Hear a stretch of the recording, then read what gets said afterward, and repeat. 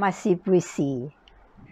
Apa yang kita maksudkan dengan deklamasi puisi dan apakah bezanya pula dengan membaca puisi.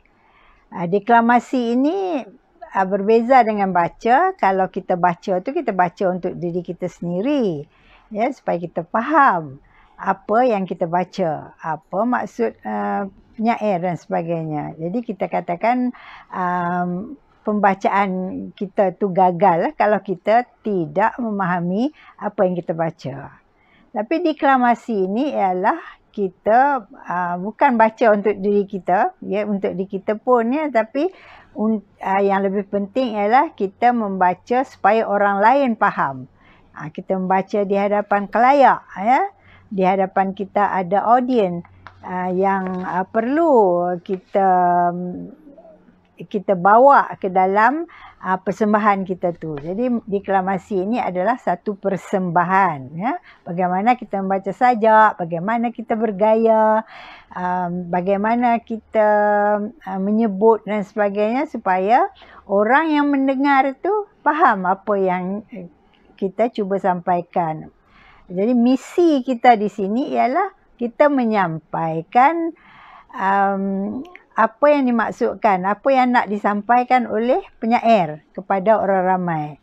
Jadi deklamasi ini adalah satu media lah, satu cara untuk menghubungkan puisi itu ataupun apa yang disampaikan oleh penyair itu kepada orang ramai, ya, orang lain, ya, satu media, satu media lah, satu cara, ya. Jadi kalau kita nak deklamasi saja, kita mesti mengikut beberapa langkah, ya, beberapa peringkat, beberapa step yang mesti kita ambil. Iaitu pertama, kita mesti baca dan fahami sajak yang kita nak deklamasi itu. Maksudnya di sini sebelum kita baca supaya orang lain faham, kita dulu kena faham. Kalau kita tak faham apa yang kita baca, jadi kita tak dapatlah nak sampaikan kepada orang ramai, ya. Kemudian di dalam kita membaca tu, kita bacalah banyak kali, ya. Kita baca, ya. Di dalam kita baca tu, kita akan dapati ada beberapa perkataan yang mudah kita sebut. Ada yang beberapa perkataan yang susah sikit kita nak sebut. Saya ni pun begitu juga. Kadang-kadang ada perkataan-perkataan yang saya susah lah. Beberapa kali nak sebut pun dia jadi tak sedap orang dengar. Macam ada orang tu dia tak boleh nak sebut katalah ketata tertiban, macam tu kan. Jadi perkataan-perkataan macam tu ada kesusahannya. Perkataan-perkataan yang kita rasa susah tu kita ulang-ulang banyak kali, supaya senang kalau kita nak sebut nanti, ya. Jadi kita kena fikirkan apakah yang sesuai dengan gaya yang sesuai dengan sajak yang kita pilih itu, ya. Kalau sajak ni dia ada macam-macam tema dan sudah tentu gaya kita pun kena mengikut tema yang dibawa oleh sajak itu. Kalau temanya patriotik, tentulah kita membaca dengan suara yang berkuasa, ya, terang dan sebagainya. Kemudian kalau temanya romantis, kita tahulah kita sebut dengan suara yang lembut dan lemah lembut lah, bermanja-manja sikit, ya. Kemudian kalau kita katalah sajak itu, misalnya kalau sajak itu sajak kepada ibu, kepada ayah, tentulah kita akan membaca atau mendeklamasi secara yang sesuai kita bercakap dengan ayah kita. Janganlah kita mendeklamasi sajak kepada ayah sehingga ayah kita dengar pun takut, ya. Kata, anak aku ni marah kat aku kah, kan? Kemudian satu lagi, kalau kita masuk pertandingan, kita jaga kesihatan supaya suara kita bagus ya pada hari pertandingan. Kita pun tahu bahawa suara kita ni akan dipengaruhi oleh kesihatan kita. Kalau kita asyik batuk-batuk, bersin-bersin itu, dan tekak kita kering ke, dan menyebabkan pembacaan kita itu terjejas, orang kata. Kemudian kita boleh belajar membuat gerakan-gerakan ya, atau senaman-senaman yang boleh memperbaiki pernafasan dan kawalan suara kita. Kemudian kita lihat bila kita membaca sajak tu, kita ada pergerakan. Kita ambil pergerakan dulu. Pergerakan ini kalau terlalu banyak, apalagi yang tidak ada kaitan dengan sajak, dia akan mengganggu pembacaan. Ada kalanya pergerakan itu menyebabkan suara deklamator ini tenggelam dan tidak jelas kedengaran. Begitu juga gaya. Gaya kita jangan keterlaluan yang terjadi pada deklamator yang terlalu mau kelihatan bersungguh-sungguh. Jadi dia pun membaca dengan kuat suara ya, sering bertempit, menimbulkan nada sedih dengan menangis tersedu-sedan dan sebagainya. Ini orang kata macam overacting lah. Perbuatan ini tidak dilarang, tetapi mesti bersesuaian ya, dengan bersesuaian dengan audiens, bersesuaian dengan tema dan sebagainya. Jadi kalau kita mendeklamasi itu, sebutan ya, kita kena jaga sebutan. Sebutan taklah jelas. Sebab penonton ni dia tidak ada, biasanya dia tidak ada kertas di depan dia tidak ada teks yang bertulis. Jadi dia pakai dengar apa yang kita baca saja. Dia bergantung kepada pembacaan deklamator. Apa yang disebut oleh deklamator, itulah yang terbayang pada fikirannya, tertangkap pada fikiran dia. Jadi deklamator ni mestilah menyebut perkataan dengan jelas ya. Jika lain yang disebut, lain kedengaran, tentulah menjejaskan makna ya. Contohnya begini, kalau kita nak sebut penjajah ya, sebutlah penjajah, jangan penjajah ya. Kalau kita kata tanah ini beratus-ratus tahun telah dipijak oleh penjajah, jadi maksudnya ada nilai sejarah dan sebagainya lah dalam apa yang kita kata tu, apa yang kita baca tu. Tetapi kalau kita kata tanah ini dipijak oleh penjajah, ya, orang akan bayang apa? Bayang Cokek Road, ya, bayang pasar malam ke, ya, yang banyak penjajah datang, ya. Kalau tadi kita terbayangkan tanah air yang telah dijajah beratus-ratus tahun. Sekarang kalau kita tak sebut age itu dengan jelas, jadi penjajah, dah kita seolah-olah kita bercerita tentang pasar malam. Jadi akan menimbulkan nada lucu pula, ya. Kemudian kalau kita kata martabat, ya, martabat bangsa. Jadi martabat itu haruslah martabat bangsa. Kita kata bahasa kita mestilah dimartabatkan.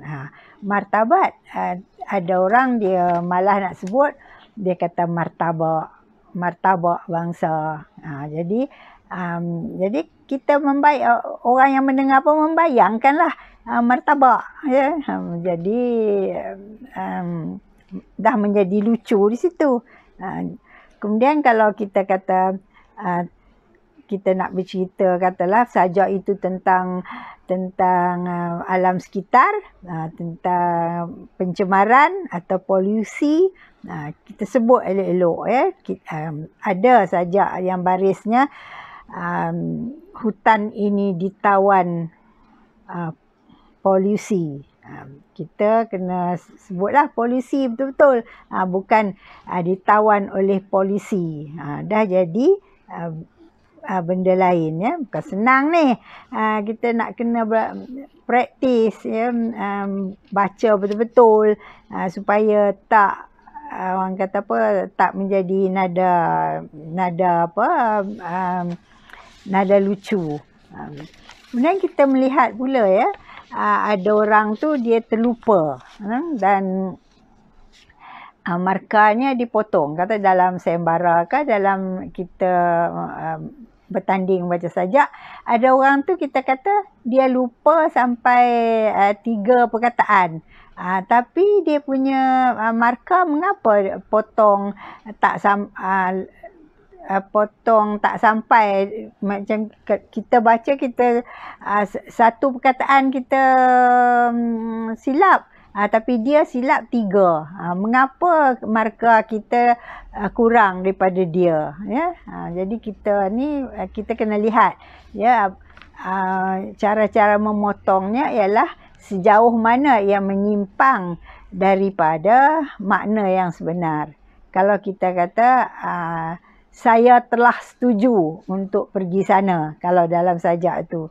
Tetapi dibaca oleh deklamator, saya tidak setuju untuk pergi ke sana. Jadi hanya perkataan telah digantikan dengan tidak, sudah jadi maksudnya itu berlainan terus daripada maksud penyair yang asal.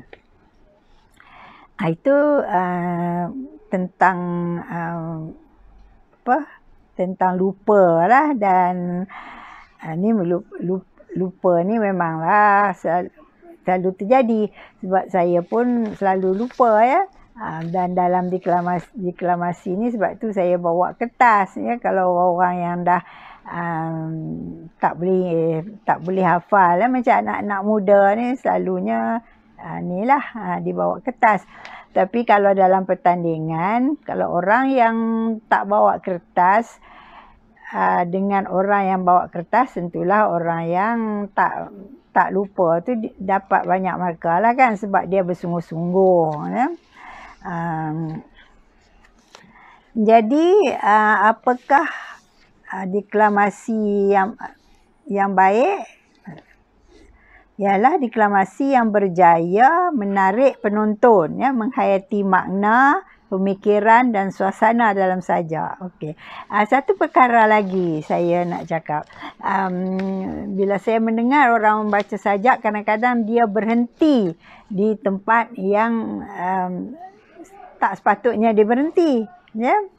Jadi dia makna sajak juga akan berlainan, ya, di mana kita berhenti. Kalau kita kata, misalnya lah, saya pernah dengar orang baca sajak saya, memelihara rumah kita. Kalau dia kata, namun merdeka bukan semata-mata bebas.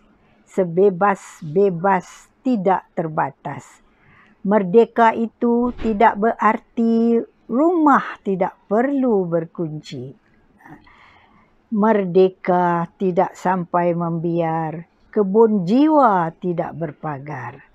Merdeka perlu dijaga dan dikawal, kerana merdeka adalah milik termahal. Tapi saya pernah dengar, ya, seseorang membaca, namun merdeka bukan semata-mata bebas, sebebas-bebas tidak terbatas. Merdeka itu tidak berarti. Dan dia berhenti di situ.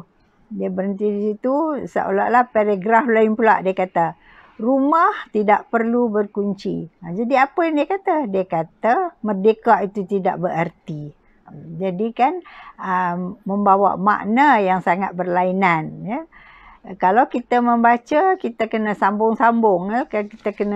Kita jangan berhenti pada tempat yang sepatutnya ada kaitan, ya. Macam merdeka itu tidak berarti rumah tidak perlu berkunci. Tak berarti apa? Tak berarti rumah tidak perlu berkunci. Merdeka itu tidak sampai membiar kebun jiwa tidak berpagar. Membiar apa? Membiar kebun jiwa tidak berpagar. Ya? Merdeka perlu dijaga dan dikawal. Jadi kerana merdeka adalah milik termahal. Jadi kena ada sambung-sambungnya. Jangan berhenti terlalu lama. Berjeda terlalu lama. Kita baca ni pun ada tempat kita berhenti. Ada tempat kita macam pause lah kan. Berjeda. Jadi saya balik kepada apakah yang dikatakan deklamasi yang berjaya dan apakah yang dikatakan deklamasi yang gagal. Ya. Deklamasi yang berjaya ini satu deklamasi yang dapat menarik penonton menghayati makna, pemikiran dan suasana dalam sajak. Ya. Penonton terus menumpukan perhatian terhadap bacaannya. Itu dia pandailah dia menarik. Jadi kita pun dengar apa yang dia baca. Ya, dan kita dapat menghayatinya. Kalau dia tentang kemerdekaan, kita pun rasa syahdu, kita rasa cintakan tanah air ya, dan mendengar bacaannya itu. Deklamasi membabitkan suara, sebutan, nada, intonasi, mimik muka, gerak badan dan sebagainya. Ya, semua ni mesti dipadu dengan harmoni. Ya, dan sesuai dengan maksud sajak. Kalau sajak tu romantis, kita buat muka bengis, memanglah tak kena, orang kata, dengan maksudnya. Jadi deklamasi gagal, selalunya gagal kerana sebutan tak jelas, ya, dan kurang keyakinan, ya, lupa skrip dan sebagainya. Ya, kurang keyakinan ni kita kena praktis lah, kita kena orang kata rehearsal dengan bersungguh-sungguh. Ya. Saya ni tak masuk tanding, jadi tak adalah sangat ya merasa stres. Itu pun takut juga ya kalau nak deklamasi di hadapan orang-orang yang penting, kan? Jadi setiap apa yang kita buat itu kita kena buat dengan bersungguh-sungguh. Ya? Jangan kita rasa kita boleh buat. Besok kita nak deklamasi, hari ini kita tak tengok lagi sajak kita. Ada satu cerita, saya pergi ke RTM untuk membuat rakaman lah deklamasi. Dan di samping saya itu adalah seorang lain ya. Dia pun hairan, dia kata mengapa nak baca sangat banyak kali ya. Dia kata bukankah dah tahu kalau sajak sendiri pula ya. Apa yang nak rasa takut sangat ya, bimbang sangat. Jadi dia tak faham sajak kita atau sajak siapa pun boleh menjadi kesalahan ya, kita boleh buat silap ya. Sebelum saya berakhir, saya nak beri pesan bahawa deklamasi ini bukanlah sesuatu yang perkara yang remeh-temeh. Yang mendeklamasi sajak juga adalah satu perkara yang dapat meningkatkan personaliti kita ya, dapat membawa kita ke tahap yang lebih tinggi ya. Pertama, sebelum kita deklamasi itu kita dah baca ya. Bukanlah kita saja, tapi katalah kita mendidik anak-anak ya. Mula kita minta mereka membaca. Jadi bila mereka membaca tu, mereka akan memperluaskan deklamasi, memperluaskan vocabulary mereka ya, perkataan yang mereka tahu ya. Kalau mereka tak tahu, mereka akan rujuk ke kamus dan sebagainya ya. Kita minta mereka rujuk kepada kamus ya. Sekarang ni kalau ada Google lah kan sesuatu perkataan itu supaya kita benar-benar faham. Jadi dengan itu kita meningkatkan pengetahuan bahasa, penguasaan bahasa kita. Yang kedua, kita deklamasi ini meningkatkan yakin diri dan personality kita. Saya boleh cerita ya beberapa orang deklamator yang beberapa orang anak muda lah yang rajin memasuki yang menyertai sayembara deklamasi puisi Hari Kebangsaan.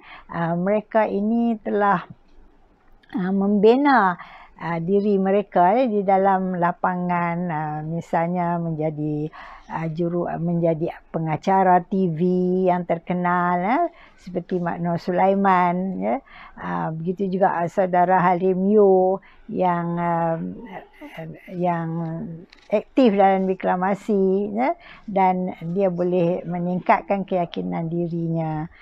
Begitu juga ramailah lagi yang dapat kita cari, ya, siapa-siapa yang meningkatkan